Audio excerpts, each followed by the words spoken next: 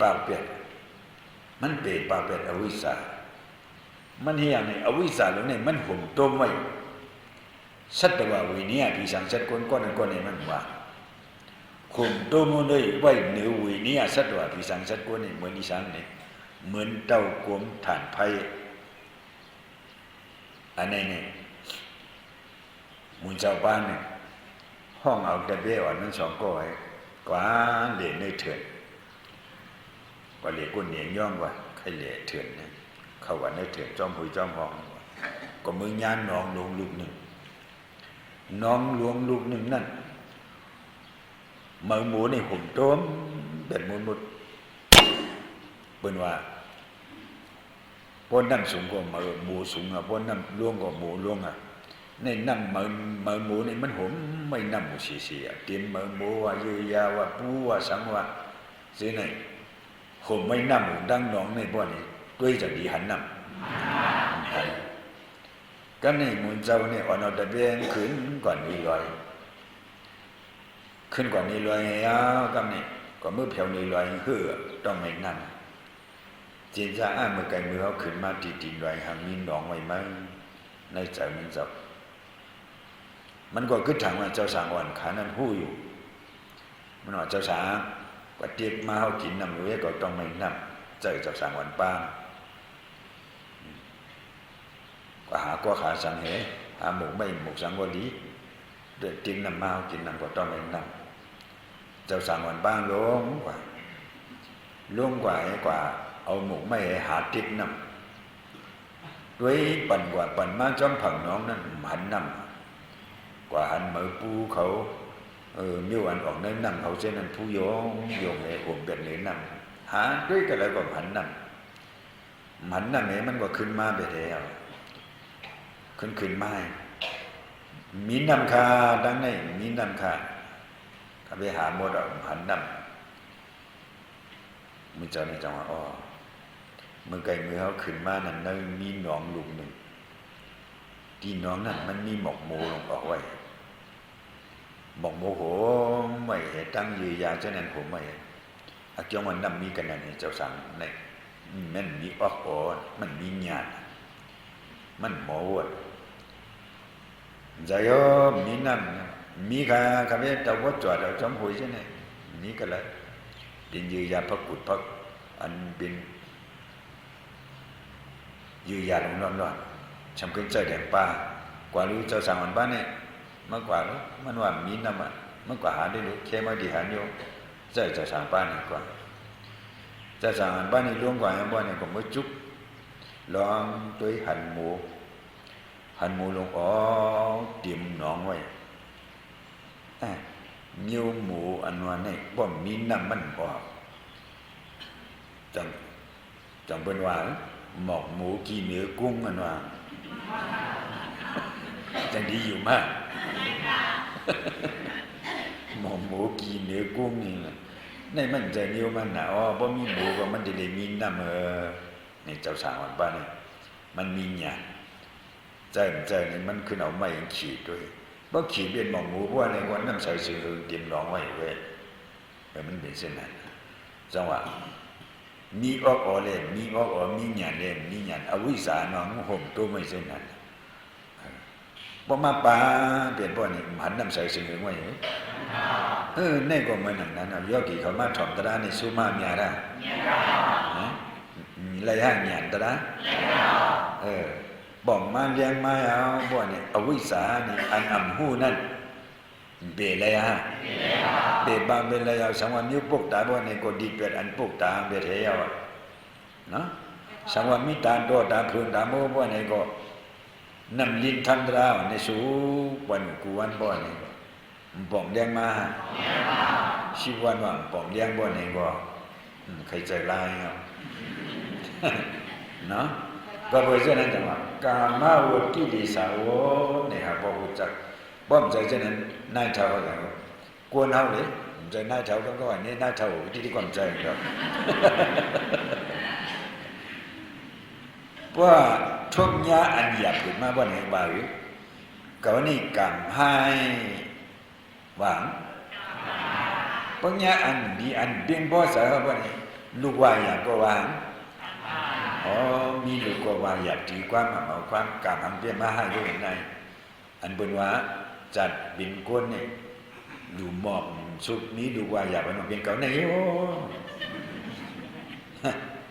ลูกสั่งย้อนขี่มาร้อนๆสิบันก้าก็ขี่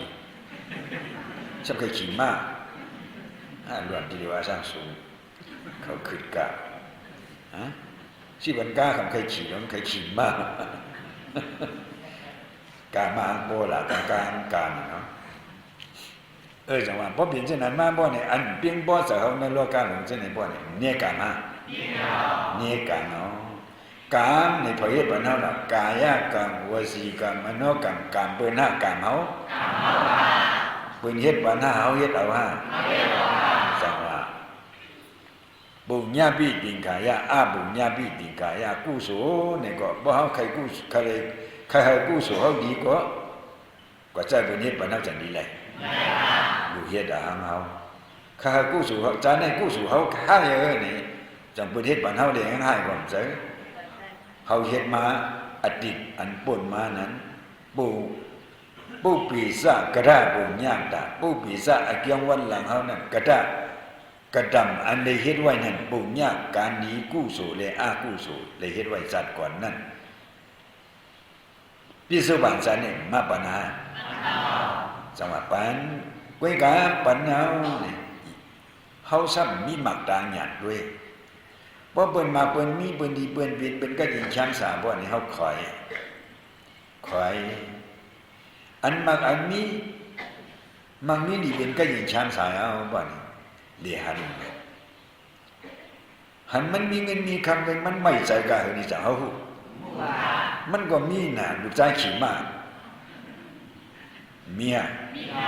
เลใกล้กว่ามีอยู่น่ะติโมดาสมมติตุกขึ้นเดือดติโมดากลุ่มปันกามาเอาดีๆล่ะหันเป็นมีอยู่เด้ใครอ่ะก็มาผือเป็นผานามันสุขเปียกอะไรหมดล่ะงั้นคันอยู่บ่เปลี่ยนน้ำอยู่ว่าเอาชื่อขี้มาดีๆน่ะดีมันไม่ใช่กายล่ะก็มีลูกเช่นนั้นเนี่ยมันมีคำว่าจังเปียวมีลูกว่าอยากถือกวนจังเปียวผู้มีเมียดีกว่าจังใจแข็งสามีผู้ดีกว่าจังใจแข็งสามีลูกจัดพิเศษนำดันนี่ก็บ่หมอฮักกันหมอเปี้ยงกันหมออยู่เลยกันตาห้าสาตานี่หมอรู้หมอด้วยกันบ่ในสิงในโลกาของเจนี่มีจิหมอฮะมีก็เขาเฮ็ดมาก็เฮ็ดไว้เอาว่า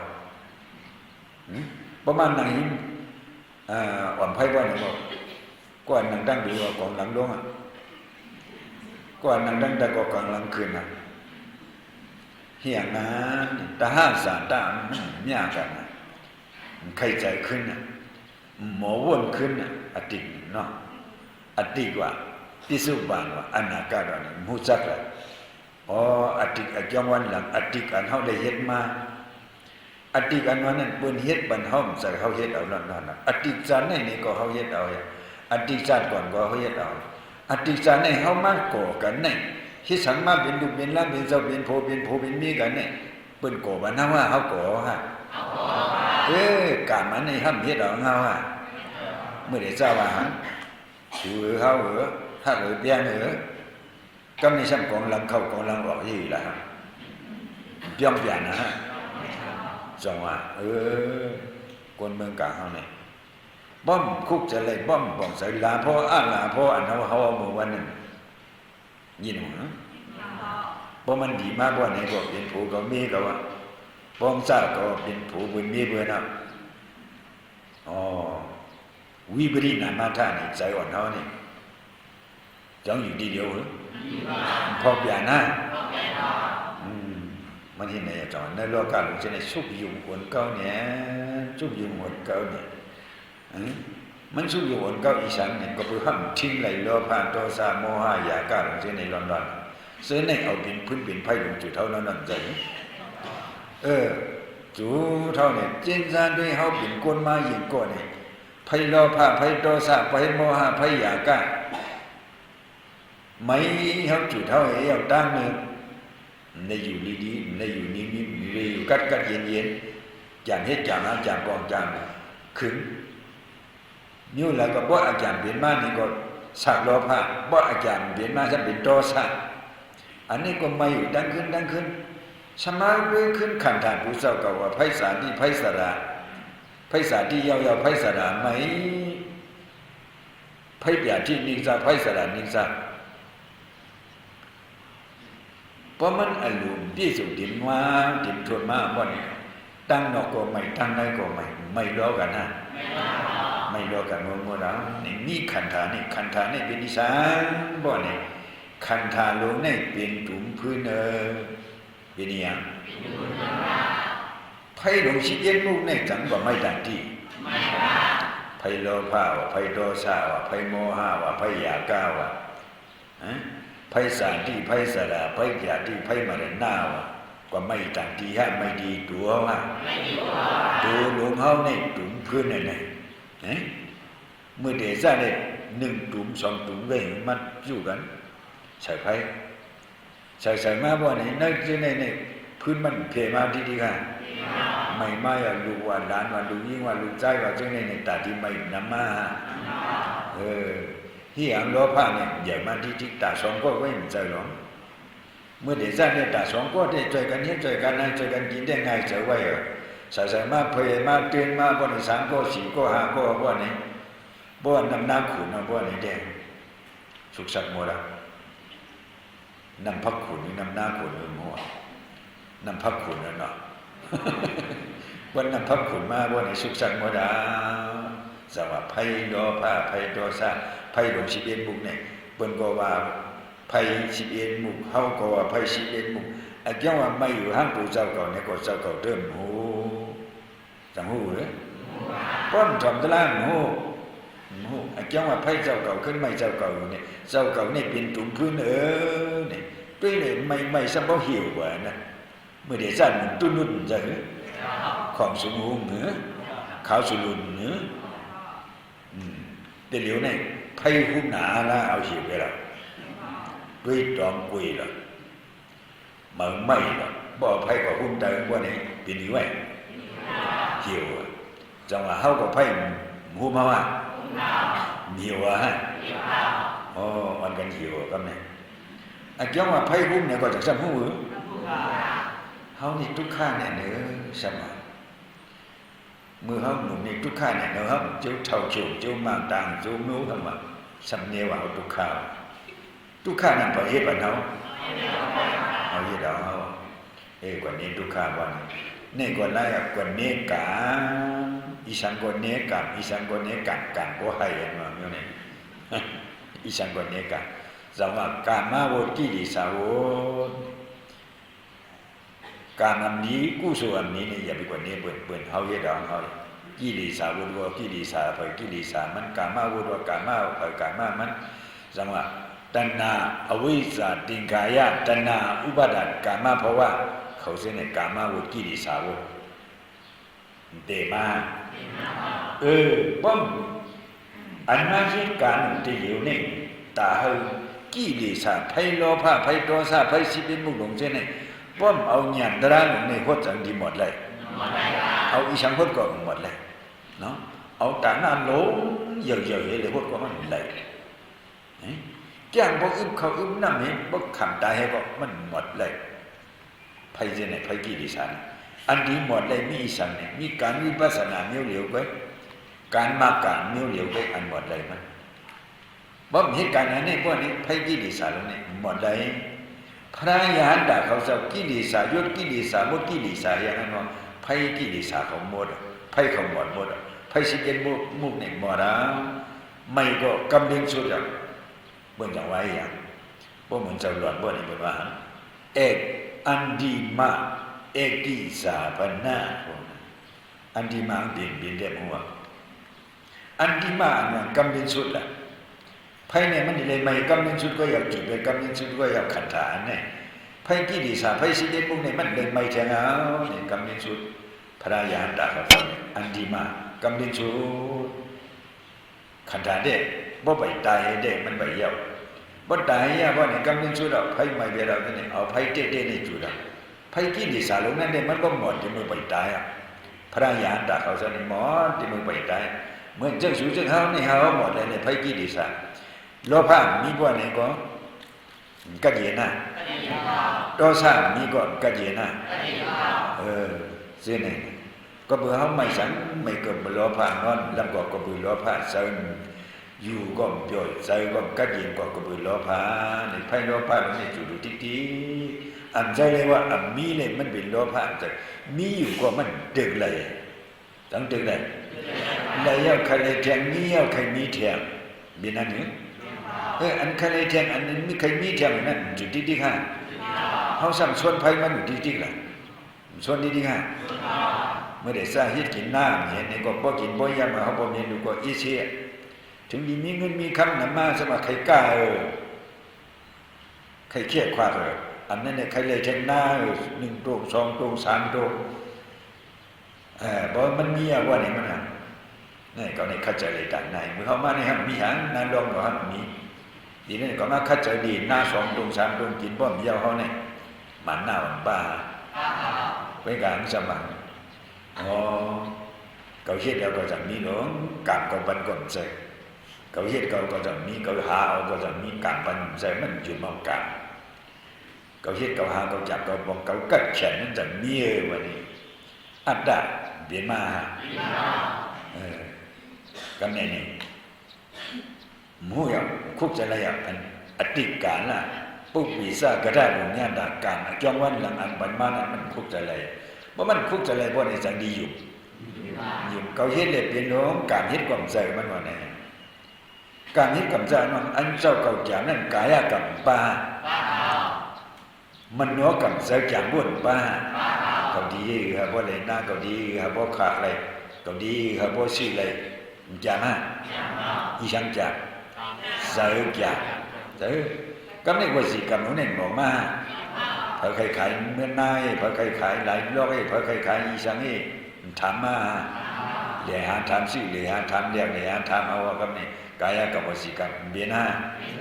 สมัยมันเสียงกันอย่างเพราะการทำอันนี้เห็นนี่กู้สู่ก็มันเปลี่ยนมากู้สู่ก็มันเปลี่ยนมาเนาะการนี่เห็นแล้วปุญญาปิติขายาปุญญาปิติขายาเนาะเป็นการเห็นแล้วเห็นกู้สู่ก็ปุญญาปิติขายากู้สู่ตุเจริญปุญญาปิติขายาเหตุการกู้สู่ปุญญาปิติขายาการกู้สู่ตามนี้กายกับวสีกับมโนกับการสามบ้าที่นอนๆจะหรือจังว่าอันเหตุปัญหาในการสามบ้านี่ทางแจ้งฮะเขาดูได้รู้สักไหนเนาะเปิ้นเหตุปัญหาบ้าให้เหนียวอันว่าทางแจ้งฮะเหมือนหนังว่าไม่ตะก้าไม่ในตะด้านเหนียวไว้ไผ11มุกนี่ไผ11มุกนี่ลูกก็เลยมาเผามาจุเด้เจ้าก็หาไว้เฮ็ดไว้ร้อนมันจะมาจุเจ้าก็ไผเฮาขึ้นจุดเฮาไผเฮาขึ้นใบเฮานี่หมามันหนูล้างไม่กินไม่ย่ำไม่ลุงตั้งไม่ว่านี่มาไม่เฮาฮะอันเป็นลูกเป็นล้างมานั่นเก็บไหลมาเฮาเฮ็ดเอาฮะเฮาเตีไว้ตั้งไว้ว่านี่มาไม่เฮาฮะจังว่าไผเฮาขึ้นไม่เฮาไว้ไผโลภะไผโทสะไผโมหะอันใดก็ห้ามมอมหมดอันใดก็ห้ามมอมหมดว่านี่ไม่ตัวบ่ตายนี่ไผกิเลสไม่ตัวบ่ตายก็บ่ใช่นั่นแต่ว่าโยกีเขาแต่เหลียวนี่บ่มอมหมดก็หมดนะบ่มอมหมดก็หมดนะบ่มอมหมดว่านี่ที่ไม่ตัวบ่ถึงมึงอะไรนี่บ้านตายไผอันนี้ตายเอาก็มันหมดหรอบ่ห้ามเฮ็ดเอาหยันเดียนี่หมดว่านี่จังที่หมดเลยหมดเลยมันน่ะว่าเอามือว่ามือซึ้งในเด้หมดไปเลยสีไปเลยโหดไปเลยสุกไปเลยใครกี่ดีซามือนี่จันบ่อยตระก็ดีอ่ะว่านี่ใจหมดไผนี่ใจยังอาจ้องไผใหม่นี่จังฮู้ประมาณนั้นเดียวก็บางกำว่านี่ไอ้ใหม่มันพังมาตั้งเฮือนพอยเป็นสังพอยอยู่ดีพอยกินเปิ้นเป็นสังเปิ้นเฮ็ดสังนี่ใจหนองตาจูดิ่งหวนตั้งเฮือนนี่ก็จังเปลี่ยนมากับในใจเขาอยู่ๆม่วนแม่น่ะป้อมหมดยันแค่นั้น บ่วุ่นยันก็ดีมันดูยากไปนะเนี่ยไทยมันว่าอยู่หลายๆเนี่ยก็มาให้การเดียหลวงจะบ่นว่าที่อยู่ว่าที่ล้างว่าที่การว่าที่งานว่าบ่นี่ว่นว่าที่ในนี่ใส่ว่นป่อมานี่ฮู้ฮะฮู้ฮะบ่นี่ขึ้นเอาหยาเฮายักสังมีบ่หยาเฮายักก็มันบ่มีอ่ะดูอ่ะฮะบ่มีอ่ะบ่นี่ยิบเนี่ยรู้จังนั้นมันมีน่ะมันเปลี่ยนเนี่ยเปลี่ยนได้เปลี่ยนเนี่ยก็บ่ใส่หยาเนาะมันมือฮู้บ่เนาะบ่นี่หมายว่าคำเดียวฮะมันเหมือนหนังนี่ลับฉิเนาะลับฉิพิษๆบ่นี่จังเฮาสิไปกว่าเลยดินนั้นลับฉิพิษๆนั่นมันมีสังจังเฮาหันเพราะมันหันบ่นี่จังเฮาดีฮัดกว่าบ่เคยกว่าดีได้อีกล่ะบ่ได้ไผมันเฮียงมันเลี้ยงบ่เลี้ยงอ่ะบ่นี่มันจักกว่าเด้อในก็เปลี่ยนจังนั้นน่ะบ่ห้ามฮู้เตียบ่ห้ามถ่อมเตียบ่ไหนอันเลยดีเฮียหังอันเลยดีหังนี่จังเฮาฮู้โอ้ลูกนาตินดันหัวเฮาก็เฮือนน่ะลูกนาตินดันหัวเฮาก็เฮือนแล้วอันนั้นเป็นกู้สู่อันนั้นเป็นกู้สู่ก็หมอเลิกหมอย้อยอันเลยดีหมดนี่ก็ห้ามหมอหมดไผหลงมาอยู่ก็ปล่อยไหมอยู่ห้ามหมอหมดเฮานี่หมดไผกิเลสหมดไผกิเลสไผโลภะไผโทสะไผโมหะด้วยอยู่ห่างเฮากันนี่เอาญาณให้ได้ด้วยดิหมดไผกิเลสพระยาตะเขาสอนนี่กิเลสยุดกิเลสหมดกิเลสอย่างนั้นว่านั้นเอาไล่เอานิ้วๆให้ได้หมดทั้งบ่ยิ้มเย็นเมื่อแล้วมันเป็นแล้วสีบอกตอดปฏิเมตตอดปฏิโภตกระกามิเมตกระมิโภอนาคามิเมอนาคามิโภอรหัตเมอรหัตโภชีอันนี้ရောက်ตัวบ่นี่กลายเป็นไผนี่หมดอ่ะมีทุกขขัดได้นี่ဒီအဒုက္ခတန်းရှင်ကုန်နဲ့มันหมดเย็นหายมันหมดเอาสวรรค์นิพพานมันมือมันหมดนี่มันที่เป็นหือไว้ใครรู้ว่าไผกิเลสหมดนี่เป็นว่าแม่ใช่ผู้ใช่ความได้หนูเขาว่าก็วันด้วยก็มากสึกผู้สึกนิพพานสึกตัวแต่ปฏิมาตัวแต่ปฏิผู้บ่เลยมากเลยผู้เป็นหือบ่ห้ามเลยมันเป็นหือมันเหมือนเฮาว่าเมื่อไกลนั่นน่ะที่อันรับสิ่งผิดอยู่นั่นที่คือกว่ามันไหลไว้มันซ้ำจะข้าวตังบดๆอ่ะข้าวตังยาวรับสิ่งผิดมันสังในที่กว่าเฮาในนั้นมันมีสังในจะเฮาดีหันปัญญามีสังจะเฮาหันก็กว่าทุกขาผ่านโยก็ผ่านโยเจ็บจริงก็เจ็บจริงอ่ะญาเพงเดียวก็ญาเพงมวยเดียวอ่ะบ่ได้ไผเอาแยกๆกว่านี่มันกว่าเลยเจอมันเป็นเช่นนั้นจังว่าญาติญานี่บ่มันผู้อย่าบ่นี่มันปอมมาเลี้ยงมาบ่มันปอมมาเลี้ยงมาเตียนนั่งขันธาลงในด้วยก็แล้วก็เป็นลูกด้วยก็แล้วก็เป็นทุกข์ลงร้อนมันนั่นว่าคำว่านั่นน่ะบิลีนี่บิลานัทธะอันอิลูอมิดังอิลูเสอิเทเลกามีกามันนิกซาอุดีเจ็บหลงเจ็บปวดมันนี่กามันตะหนึ่งอินเฮียงมันมีนั่นมันนิกซาอุดีติย่อกาเลยมันดื้ออีกนึงก็เนี่ยมันมีประมาณนี้จะเจ็บอยู่เนี่ยก็กามันดูแลเจ็บนั่นมันเจ็บอุดีก็มันนิกซาเนี่ยอันว่าอิดูในเท่าในหนุ่มเมื่อในเรียกในจังมีย่อกาตั้งเป็นนิกซาเนี่ยก็มันอิดูเผาตั้งเท่านิกซาเนี่ยก็มันอิดูเผาจังอิดูเผานี่ปีลานาท่ามันหยาเผาหักเผาอิดูเผาด้วยหน้าเล็กหน้าใหญ่เผาเพราะมันดูในนิกซาว่านี่มันนิกซาก็บอกมันนิกซาเรื่องนั้นนี่มันด้วยหน้าเผาจังว่าขันธาลงแล้วเนี่ยเขาด้วยพวกนี้มีสามีทุกขันหลายๆเว้ยทุกขันสะพอมันก็มีทุกขันจังมีตัวมันมีทุกขันหู้อยู่แล้วเท่าทุกขันเนี่ยก็หู้อยู่เปลี่ยนทุกขันเนี่ยก็หู้อยู่ก็ทุกขันเนี่ยก็บ่มาเอาหมักตาหยานด้วยพวกนี้จังมีตัวมันมีเปลี่ยนมีอีสังบ่นี่เปลี่ยนแหรู้แหมือมันปอมันทุกข้าปอมันมันน่ะเพราะเขาก็ด้วยพวกนี้จะหันตัวมันหันหนองมันมีตัวมันหนอง มันมีตัวมันเป็นอย่างธรรมะสะโพตราความใจว่ามันเป็นสะโพตราเว้ยอีสังสะโพตราอีสังอันนี้จะสะโพอันมันคือทุกข้าสะโพอันขันสาอันนั้นได้สะโพอันเคยเปลี่ยนก็เปลี่ยนทั้งมันอันเคยดูก็ดูทั้งมันอย่าไปเปลี่ยนก็อันชี้เลยอย่าไปบอกก็อันชี้เลยซ้อมอันหรืออันเกี่ยวอันนั้นได้เปลี่ยนนะจังหวะเลยหันอันนี้ซาอันมันเมียนทุกข้าอันมันเมียนอันนั้นได้อันมันเมียนเอาวะอันนี้ซาทุกข้าอันนั้นได้สามบ้านนี่เพราะว่าเขาจ้างกำไรเอาว่านี่ที่อันมันว่าเม็ดไส้ผูไส้อันวันนั้นอันเลยกว่าตนายิ่งกำนั้นสู่แก้อันหนึ่งไว้สู่แก้อันหนึ่งไว้ไหนทุกข้าหนึ่งอันนี้ซามีทุกข้ามีอนัตตามีเนาะอันนี้ซาว่ามันหาเปลี่ยนดูในหากันอะไรว่ามันทุกข้ามันว่าหากันอะไรว่ามันอนัตตาหากันอะไรว่ามันขณะหาบ้าเปลี่ยนมีกันแล้วในกว่ามันอยู่นามสองบ้านมีกันแล้วในกว่ามันกว่ามือหันอีสังนั่นนี่กว่ามือหันที่อันยิ้มเย็นกระจินศีรษะกระจินชามสามีนั่นไว้ทุกข้านี่มันหันกันนั่นในมือหันอายสารนิพพานอายสารนิพพานอ๋อนี่เป็นนิพพานผู้จักนี่ผู้จักหันเจ้าเก่ามากันนี่ว่าย่ำหนึ่งไว้มันในขันธ์ที่สิมันนั่นในขันธ์อายสารนิพพานเลยนิพพานอายุบนวันไหนนิพพานอายุในเข้ามาอย่างว่านี่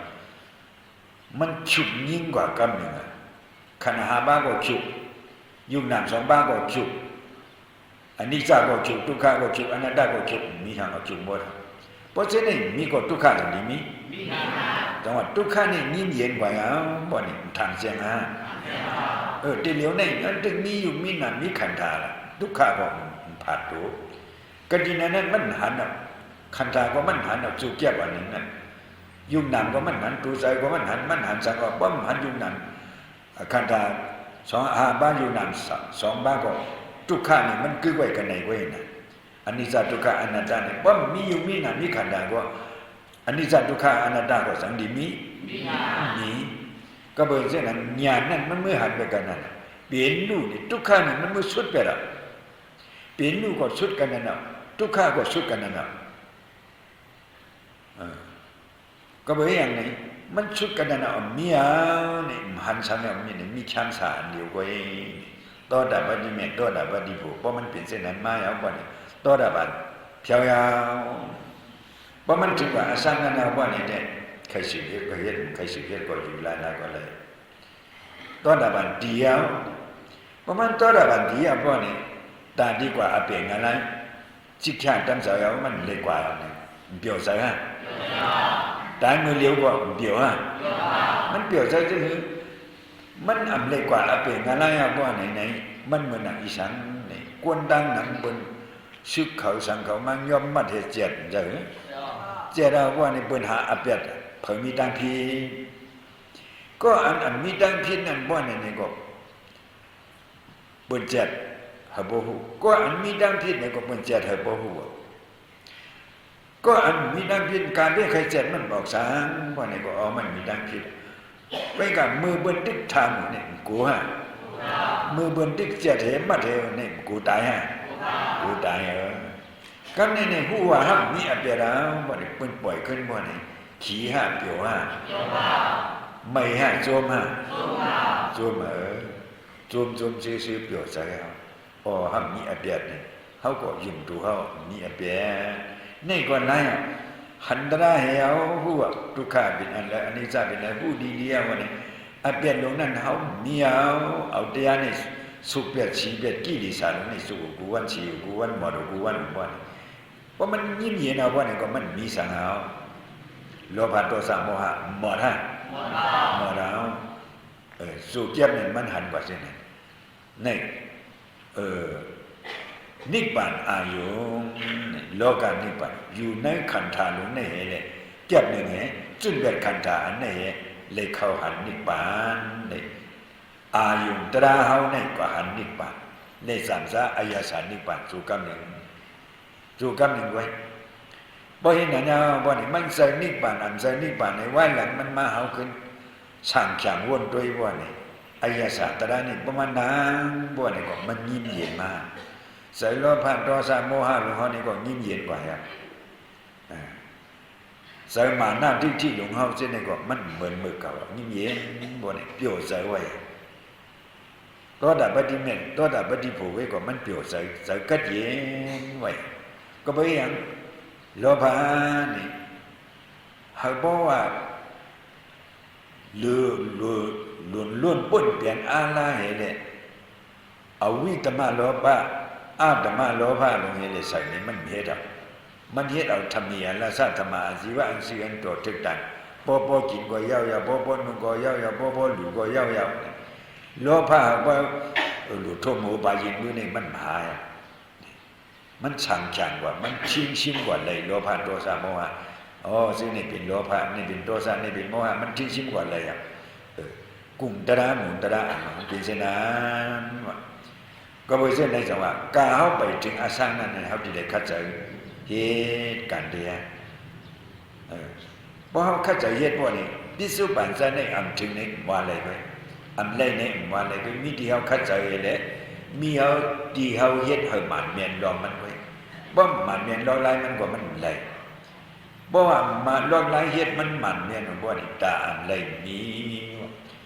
ก็เป็นเช่นไหนอันเนมือในเนี่ยเนลุยอีสัง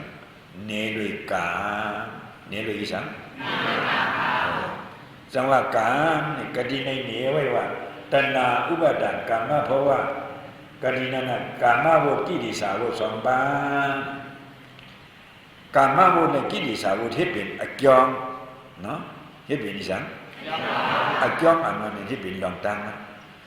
จังหวะบ่ห้ามเหตุการณ์เดียนี่บ่นี่กามาโวนี่เฮ็ดอยู่ที่บ่นี่เป็นอจองเดียจู่หอมไม่อ่ะบ่จู่หอมไม่อยู่อจองเดียที่นี่บ่นี่อนาคตอจุทุกขทิสาเนวะอิสังก็ดีไงนับไปดู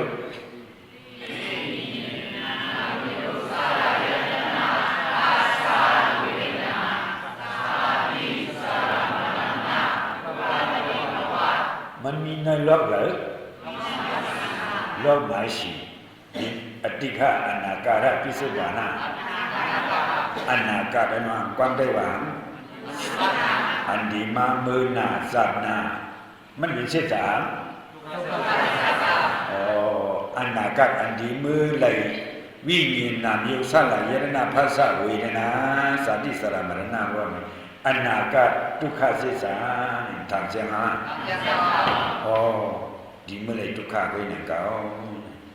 บอกใจมากก็เพราะฉะนั้นอย่าเบียเลยมือขึ้นอย่าเบียขึ้นมือไหลแทงทุกขเสสาเนี่ยที่ได้อย่างนั้นก็ดีเนี่ยเมาหยาดเทพเนี่ยวิตนาเลตนาสามมือก็เลยก็เนี่ยเป็นจิตเทียมาหรือจังหวะเพ่ก็เนี่ยเวทนาเป็นรูสุขเวทนาเป็นรูทุกขเวทนาเป็นรูอุเบกขาเวทนาเป็นรูสัยหูบ่เป็นรูสัยตาบ่เป็นรูสัยกุณังบ่เป็นรูสัยดูบ่เป็นรูสัยจามุนบ่เป็นรูสัยโลภะบ่เป็นรูสัยโทสะบ่เป็นรูสัยอโลภะบ่เป็นรูสัยอโทสะบ่เป็นรูสัยหูล้มเข้าบ่เป็นรูสัยหูล้มออกบ่เป็นรูด้วยกันเนี่ยจริงๆกันเพราะด้วยกันเนี่ยเทียบกันเนี่ยด้วยอันนั้นญาณนั้นมันมาเทียบกันเนี่ยเพราะญาณนั้นเทียบกันเนี่ยตัณหาใครเลยสังดีมามือเขาเทียบเนี่ยมันมาจังหวะพึกเทียบอยู่จริงๆเนี่ยเพราะญาณเขาขึ้นมาเพราะนี่นามารูปะปริสีได้ญาณนั้นมันรู้สักอันละเป็นอยู่อันละเป็นนามหัวทีเดียวเนี่ยความใจหวาน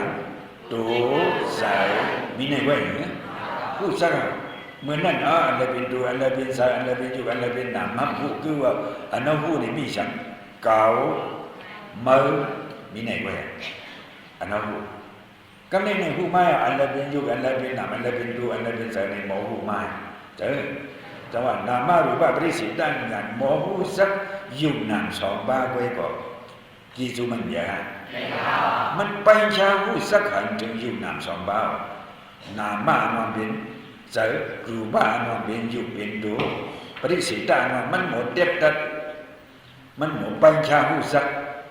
นามารูปสักปริสีได้ญาณนั้นเนี่ยหมอผู้สักอันละเป็นอยู่อันละเป็นนามนี่มันผู้เด็ดโตดีเนี่ยญาณนั้นเนี่ยก็ป้อมถอดตราป้อมสอนกันดีหูก็ในยะถาบุตร มันมาหันเปลี่ยนเนี่ยลูกเห็นเปลี่ยนเนี่ยลูกเห็นเนี่ยมันเมียนะในขันธ์ตรงนี้มีทุกขเทศะเดียวกันเปลี่ยนลูกทุกขเทศะญาณหูซ้อมแม่กเทศะมันมันเมียนะเพราะมันมันเมียนะเพราะเนี่ยนี่เป็นได้เพราะเนี่ยเมื่อนั่งเวทนาอันขังเศร้าเช่นนี้อันดีฮะมีสังอันดีสายามีสังอันดีเนสามีสังอันโปมันอยู่ตัวเขาตั้งเช่นนี้อันดีสายาเนสาจังเมียงมันอีกสักเขามันยันเสียเขาทุกข์ร้อนๆนะด้วยอันใดก็เป็นทุกข์ด้วยอันใดก็เป็นทุกข์นี่จังอะไรจังเกี่ยวจังดีฮะด้วยเมื่อไรก็รู้หน้าดีเป็นนั่นเจ็บเนาะมีไหนไว้อีมันนะก็ไปข้างหันมันนะเพราะข้างหันมันก็มองหน้าดีทั่วเลยนะมองขิงเจ็บมันก็ข้างหันนั้นขั้นด้วยอย่างขั้นด้วยทุกข้าขั้นด้วยอย่างทุกข้าฮะก้นเนี่ยเนื้อขึ้นเนี่ยเนื้อไม่เนี่ยเนื้อทุกข้าฮะเนี่ยขั้นด้วยฮะดีอิ่มมากอ๋อดีอิ่มดีมือดีจังมาด้วยcứถามว่าเขาในห้างดีเนี่ยว่าเป็นทุกข้าลงดั้งดูอะไรนี่cứถามว่าเขาในข่าวเนี่ยว่าเป็นทุกข้าดั้งดูอะไรนี่cứถามว่าเขาในปีเนี่ยเที่ยงเนี่ยเป็นทุกข้าดั้งดูอะไรนี่มหาอันดีของบ้านอันว่านี่ดีข้านะดีอิ่มมันนะนั่นเป็นห้องนี่เป็นได้ยังนี่เป็นได้นะอิ่มมือจังอิ่มมือจังว่านี่มันอิ่มมือจังอย่างอิ่มมือจังทุกข้ามีทุกข้าอะไรก็ได้จังมีหันก็มาหาร้อนมันเขียนมันเด็ดมีอย่างมีทุกข้าก็นะสุขานะจื่อมันก็จื่อมันก็ประมาหาเด็ดนี่มีมันที่ได้ศาสตร์ใจเปล่าใจซื่อใจมีเขาเฮ็ดเอาไว้มันบอกว่าตัณหาเดียนี่มันบอกว่าอวิชชาเดียนี่มีไหนไว้ก็หาเอาตระหาเด็ดนี่ในขันธ์ตาลงเขานี่สุขชามสานี่จังมีดีว่ามีคำในสุขชามสานี่โยกะได้เป็นนิจาฮะเคยมีอีสังมีเคยเป็นอีสังเป็นเคยเป็นมิวอีสังมิวทุกขานี่สระทุกขะยาติทุกขะมรณะทุกขะเป็นเช่นนี้นิจาอะไรฮะหลอดตัวเผยผ่านมียอมปีสองไม่เผยว่านี่เขาก็หันทุกขานี่ไว้เพราะหันทุกขาเอาจากในบ้านไหนขันธาอันเหมือนในจังดีขะเลยเอาอัมขเลยเอาว่านี่เขาหูทางเจียนเนาะเขาหูทางเจียนนี่บ่ดัดอีสันนึงบ่หลังในโลกานี่ก็มันที่ขึ้นว่ากูก็บ่ดีละเนาะมันอย่างที่ขึ้นว่ากูก็นี่เหมือนอันนมาโหมป้องกันนี่เปิ้นว่าอีสังก้อนนึงได้ก้อนนึงมาอยู่อีกเลยกันเปิ้นว่าผู้มีกันผู้มีกันว่านี่หันอีสังหันห่างดีจ้ะห่างดีว่านี่มือเจอกันห่างดีว่ามือเจอกันหันดอกมันหันได้มันเนี่ยหันดอกมันห่างเดียวเก่าด้วยมันก็ห่างดีมาด้วยเก่าก็เกี่ยวเก่าด้วยมันก็เกี่ยวว่านี่เป็นกันมากตีเหลียวนี่แหละซะในเมื่อน่ะปู่เท่านั้นเท่าเขาเนี่ยจังฮีกาเลยเท่าคึกกันนะจังเปลี่ยนกันจังฮีจังฮีว่านี่ด้วยไผก็หาว่าลิสายานี่จะซะไผด้วยไผก็เป็นสาวิกาก้อยกันมันจังฮีเนาะบ่ด่านเฮาออกนื้อเหลือบ่นื้อเหลือนี่บ่ถือเป็นเจ็บอ่ะมันถึงนื้อเฮาขึ้นดือออกมาขึ้นนะบ่ถือเป็นความเจ็บอ่ะนี่ก็เฮาออกมาน่ะเฮาก็ว่ามันดีมันจ้างแค่มาขาดเชียงนี่ออกมาหรอกถึงดีๆแล้วเนี่ยบ่ดีฮู้เมมันน่ะเบียนหีก็ไกลเลยลุ่มลากันร่วมกันเกิดร่วมกันเท่าร่วมกันเบียนร่วมกันตายแล้วใจมีในเวรนะบอกใจก็บอกใจคนดีก่อนนะ